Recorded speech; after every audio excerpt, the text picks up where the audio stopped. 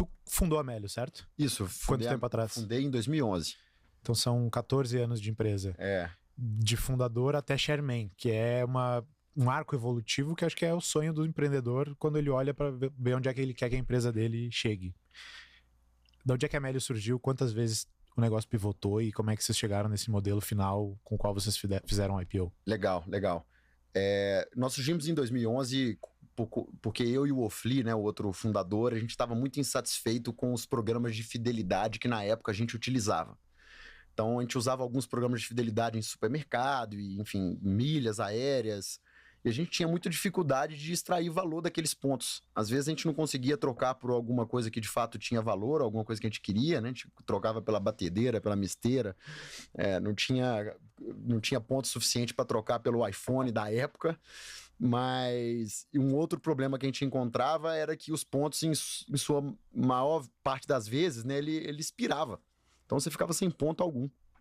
Mas mesmo com todas essas deficiências, esses programas cresciam muito.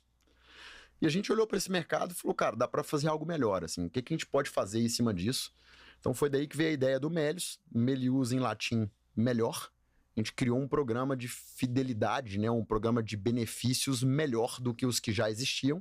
E melhor do que pontos na nossa visão é dinheiro.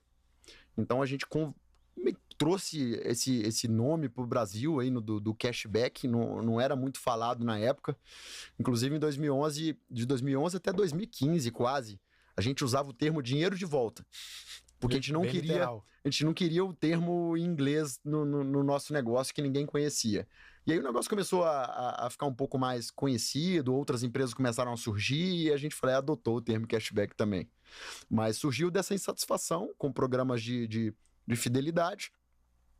E a sua pergunta é interessante porque a gente conseguiu construir inicialmente o que a gente queria, que era uma rede de usuários, né, e de parceiros lojas online, né, parceiras forte, que cresce, que tem uma boa avaliação por parte dos usuários, eles gostam de usar, são fiéis.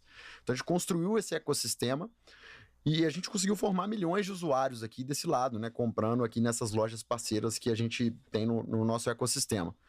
Mas esses usuários, na nossa visão, eles podem consumir outros produtos. Então a maior parte das pivotadas ou novos negócios que a gente lançou desde então estiveram relacionadas com isso. Como é que eu aproveito esse usuário que já está no meu aplicativo fazendo XYZ para ele fazer outras coisas? E outras coisas que ele consegue fazer hoje, por exemplo, é que hoje ele consegue ter uma conta digital embarcada dentro do nosso aplicativo. Lá atrás ele não conseguia.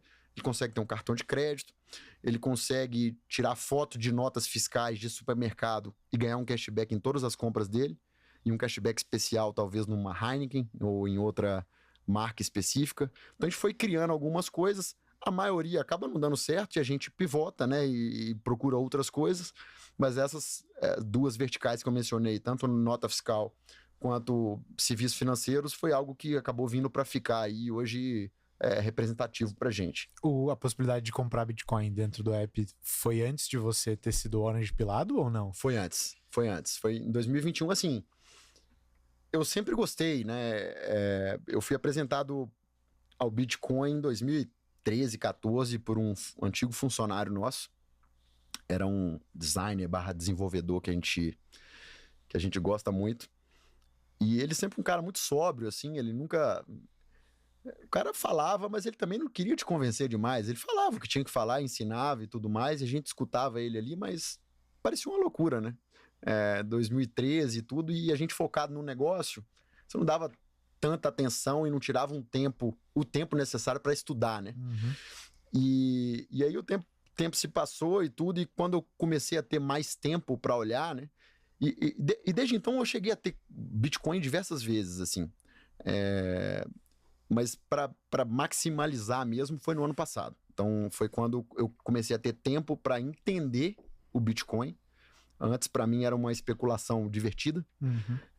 E aí, quando eu entendi e deu o clique, poxa, foram noites sem dormir, muito sinceramente, assim, estudando o que a gente ia fazer em cima disso. E você teve interações com outras moedas também nesse período ou sempre foi maximalista? Não, na época, nesse período pós desde que você começou a escutar de cripto. Não, lá atrás sim. Como eu olhava pro Bitcoin como algo especulativo, eu não tinha noção ali dos fundamentos por trás, né, e do motivo da sua existência.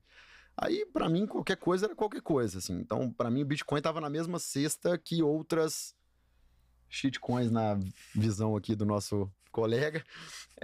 Então, para mim, era tudo a mesma coisa, era tudo especulativo, e eu acabei brincando com um monte de coisa ali em 2017, 2018. Perdia dinheiro em algumas, ganhava em outras, era aquela loucura, né? Mas desde então, 2018 para frente, assim, eu parei, não mexi mais com isso. Cheguei a ter Bitcoin um pouquinho nesse período, mas nada muito relevante. E aí, no ano passado, foi quando, de fato, maximalizei, e hoje eu nem falo de outras moedas, né? Bom, agora que soltou o shitcoin, abriu a porteira. Tá liberado. Você tá aqui para me defender. Né? Eu tenho uma curiosidade ainda sobre a história da Melius, antes de perguntar mais sobre Bitcoin. Pelo que a gente viu de pesquisa de pauta, você tem uma participação grande da Melius, eu diria, para uma empresa pública. A curiosidade é se você chegou no IPO com essa participação grande e, como empreendedor, o que tu fez de certo ou de errado até chegar lá. Legal. Eu comecei errando muito, porque eu comecei a empresa como fundador da empresa com 25% apenas em 2011. Então, eu tive que ir corrigindo esse erro ao longo do tempo, né, pré-IPO, recomprando alguns sócios e aumentando a participação. Então, hoje, a participação que eu tenho é próxima de 20%, mais ou menos. É uma participação até relevante para quem fez um seed round, né, uma rodada semente, em 2015, um Series A em 2016, um Series B em 2017, um IPO em 2020 e um follow-on em 2021. Então foram várias etapas dilutivas, mas que eu acho que eu consegui preservar bem assim, a minha participação, mesmo tendo cometido esse erro lá atrás, né? Tô satisfeito aí com a trajetória, e o que eu faria diferente é justamente, no momento de fundar a companhia, redistribuir melhor, assim, de acordo com o papel de cada um ali na empresa, sabe? Eu acho que fiz isso muito errado lá atrás. Excelente, fica a dica. Então, pense com carinho no começo e, se der chabu, dá tempo de correr atrás também, só precisa ter apetite. Inclusive, fazendo um jabá aqui, né? Em 2020 começou a pandemia, assim, eu com tempo em casa, né? Queria fazer algo diferente que não fosse trabalhar, né? Porque todo mundo ficou ali focado em trabalhar apenas dentro de casa.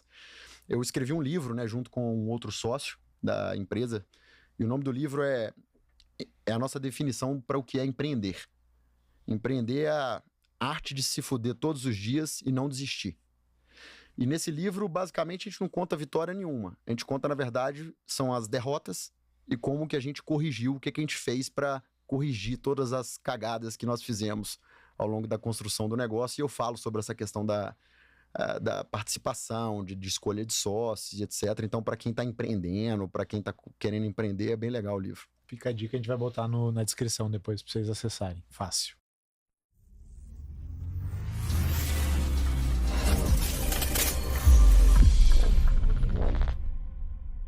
Essa é a área logada de membros da Paradigma. Aqui na página inicial, nós já temos os diversos artigos e relatórios que são lançados semanalmente na Paradigma. Ainda nessa página inicial, você também consegue encontrar o link para o nosso dashboard de airdrops, o nosso dashboard de renda em DeFi. Voltando na nossa barra lateral, nós temos aqui nossas trilhas, que são mini cursos completos abordando diversos assuntos dentro do universo cripto. Então você pode rolar para o lado aqui para ver os vários minicursos que temos disponíveis, nossas várias trilhas de conhecimento. Voltando aqui ao menu lateral, também temos a aba de carteiras, onde temos nossas carteiras recomendadas dentro da Paradigma, e também tem os nossos indicadores de preço para o Bitcoin. Outra área importante para os membros da Paradigma é a nossa sala no Discord. Aqui temos diversos canais, tanto os canais públicos quanto também canais fechados, exclusivos para membros.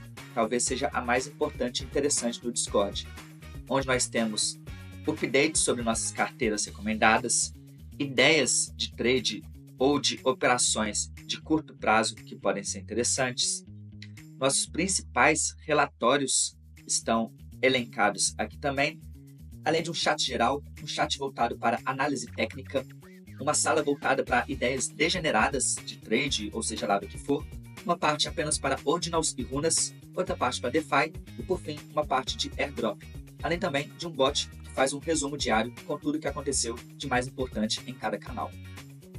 Então, pessoal, essa é a plataforma de membros da Paradigma e espero que esse mini tour seja útil para você saber o que esperar quando assinar a Paradigma.